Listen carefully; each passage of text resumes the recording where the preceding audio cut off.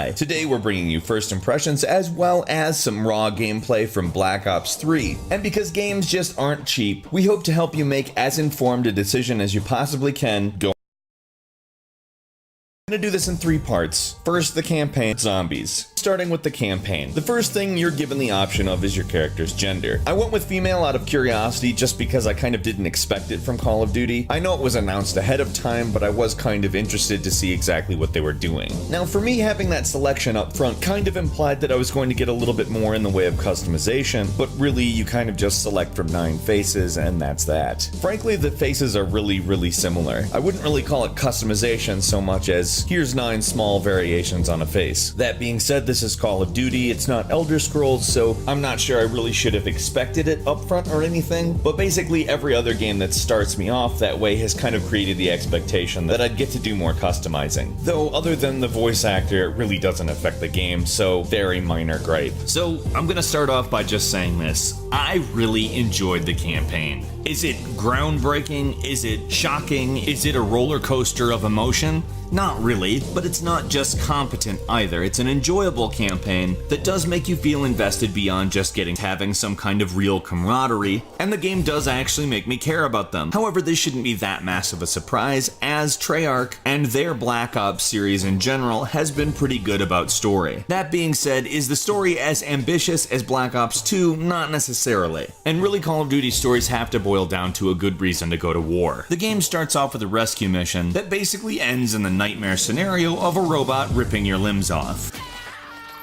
Oh, and by the way, fighting these guys is a pain, as human enemies in this game tend to play like previous Call of Duties, but these are essentially bullet sponges. It actually brings some interesting variation to the gameplay, to be completely honest. Sometimes you're running and gunning, sometimes you're tactically figuring out how you need to take out a limb-ripping robot. Really, if I were to place Black Ops 3, once you're given the mechanical limbs and the DNI system, things become very different. From there, you go through kind of a primer mission that explains your powers and exactly what you're capable of, while giving you a taste for some of the more advanced gameplay that you eventually get to, and learn about some of the technology that essentially allows the game's premise to work. There are a few twists and turns, some of which are a bit predictable, but never groan-worthy. The game holds up pretty much the whole way through, and from a narrative perspective is actually enjoyable. Where Call of Duty has always been a little bit corridor-oriented, because the game has become very co-op focused, with literally every single mission in the campaign playable by up to 4 players, a lot of it has been opened up, except obviously there is a definite beginning and end, and it's always kind of directing you towards the end. It really depends on your taste and level design as far as whether or not you'll like it, but at the same time I don't really think it's going to put anybody off the game either. The mechanics have gotten so solid in this series that as long as you know what you're getting, which is somewhat arcade-oriented, fast-paced shooting, I really can't imagine you disliking it. And I'll also say this, to newcomers of the series, I've played enough Call of Duty to notice the progression, but I wouldn't really consider myself. Sometimes that means it takes them a little bit longer to get to where they're going. That being said, if every single Call of Duty game was this solid, I'd probably play a lot more Call of Duty. But that may also be somewhat of a bias towards the Black Ops series, as the last Call of Duty game I really thought that about was the last Black Ops, which was all the way back in 2012. As far as multiplayer goes, if you've ever played Call of Duty multiplayer before, you know that it doesn't really take a lot to get killed in it, and it results in a very fast-paced game. Bearing that in mind, I'm not really that good at the multiplayer in this game, but I did find it fun, if a little unbalanced.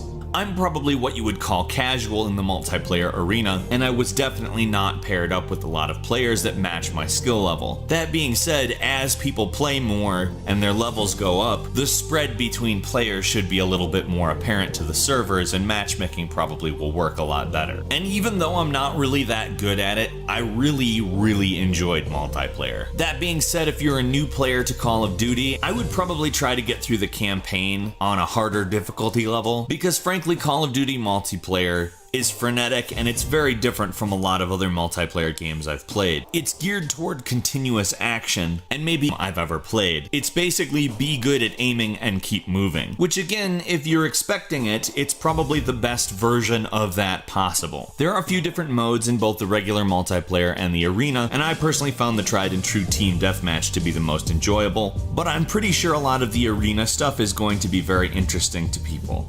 And finally, I wanted to touch on the zombies mode mode, which is as arcade as the game gets. And when I say that, I don't mean it in a bad way, even a little bit. It's essentially a wave mode where you fight a very large amount of zombies. It's got its own story progression. The cast is great. You've got Heather Graham and others, including a story that involves all the folks from the original Zombies mode in Call of Duty Black Ops 2, and honestly is probably one of the more satisfying modes of the game. Which, if you recall, I said that both the campaign and the multiplayer are enjoyable at any skill level, so that should tell you that this is a pretty enjoyable mode.